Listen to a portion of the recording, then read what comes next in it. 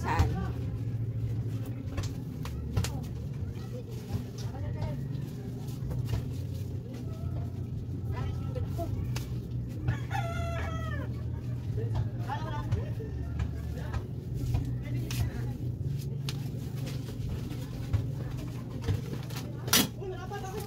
Itong waist trainer ko na to, size medium. Nung bago ako maggamit nito, sakto lang yung sukat niya sa akin. Pero ngayon, medyo maluwag na siya. Ayan. Ayan o. Sumusobra na yung pag ano niya. Dati kasi, nung first time ko ito ginamit, ganyan siya. Ganyan. Ang size na sa akin ay medium dahil ang waistline ko before ay 33 to 34. Ngayon ay 29. Ang waistline ko na lang 29. Kaya umano na siya. Yan. Dati talagang masikip na nakaganyan lang siya. Ngayon mahaba na ganyan. Diba? Pwede nang sikipan. Pwede nang mas sikipan. So tatlo yan. Tatlong ipit. Uunahin mo yung sa pinakababa. O yan o. Dati ganyan lang siya. Ngayon pag hinigpitan ko, diba? Tapos yung pangatlo, yung pinaka-lock niya. Huwag kayo maglalagay ng waist trainer kapag busog kayo, ha. Dapat ilagay nyo yan mga 2 to 3 hours na kayo nakakain or wala pang laman yung chan nyo.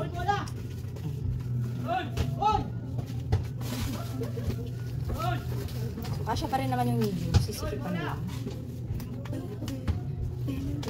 Mainit. Saka ito, maluwag mo sa akin. Yung damit na. Dati ay sakto lang ngayon. Diba?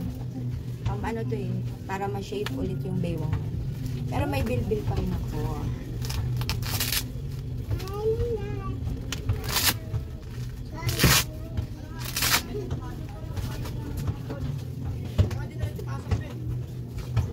Malayo pa. Pero malayo lang. Okay, kwentuhan tayo habang magdidikit na aking waist trainer. Nung binili ko to, size medium kasi ang waistline ko noon ay 33. So ngayon, maluwag na siya. Ayan, pero kaya pa naman, pwede pa naman. Kaya lang, malaki na yung kain niya. Kasi 29 na lang yung waistline ko ngayon. Ayan, oh. Ilagay mo yung sabit ko dito. Tapos, sabi niya kung meron daw ba akong kilalang gusto magpataas ng mattress at gusto magkaanak. So, hindi ko siya pinansin. Sabi niya, may anak ka na ba? Ganito ganyan. Sabi ko, meron dalawa na.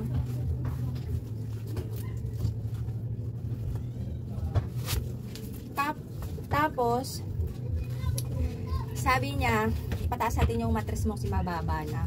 Sabi ko, hindi po, hindi naman mababa yung mattress ko. Tapos, sabi niya, masakit yung ano mo. So, tingin ka sa mata ko. Ay, tingin ka sa mata ko, sabi niya. Kasi hindi ko siya tinitingnan dahil busy nga ako eh. Tapos sabi niya, masakit yung balakang mo, yung likod mo. Sabi niya sa ako eh, hindi naman masakit yung balakang ko at likod ko. Kasi, mula nung nag-exercise na ako, hindi na siya sumasakit. As in, hindi na nga ako nag-haplas eh. Kung yung dati, yung lotion ko, yung efficacent oil, ngayon hindi na. As in, natural na lotion talaga siya. Hindi ko na hinahanap-hanap yung efficacent na yan. So, sabi ko, hindi po masakit ang balakang ko at ang likod ko. So, umalis na siya. Nung, kasi parang nanguhula lang siya or inisip lang niya na parang natural naman na masakit na yung balakang at likod dahil syempre nasa tindahan nagbubuhat, di ba? Pero hindi masakit ang balakang ko at hindi masakit ang likod ko.